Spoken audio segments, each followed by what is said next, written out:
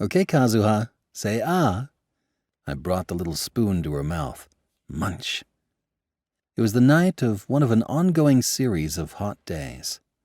Licia and I were in her room feeding the twins.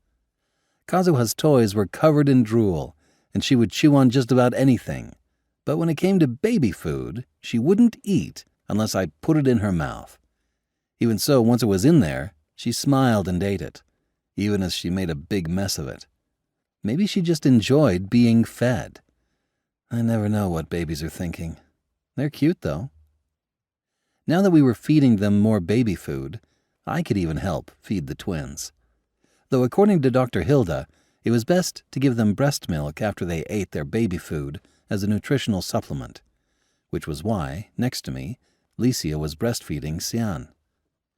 It had been about 8 months since the twins were born, and they both had full heads of hair that was a similar color to Licia's. They could crawl now, and Kazuha in particular was always going somewhere, making Licia and Carlo worry to no end. Xian, meanwhile, despite having learned to crawl, was generally more relaxed, playing with stuffed animals and wooden blocks. I was worried he might swallow those, so I prepared an extra-large set. He would sit there flipping them over, looking at them, whacking them, licking the rounded corners of the blocks, and lightly chewing on the ears of his stuffed animals.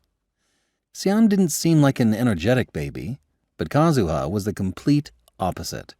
She would charge in and flip him over, or right on top of him like a baby turtle on the parent turtle's back. When night came, they would both sleep soundly.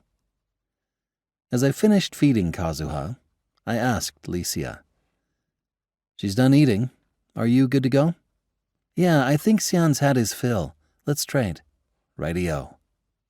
I took Xian from Licia, then deposited Kazuha in her arms in return. Kazuha started suckling Licia's breast immediately, as if she had a separate stomach for milk.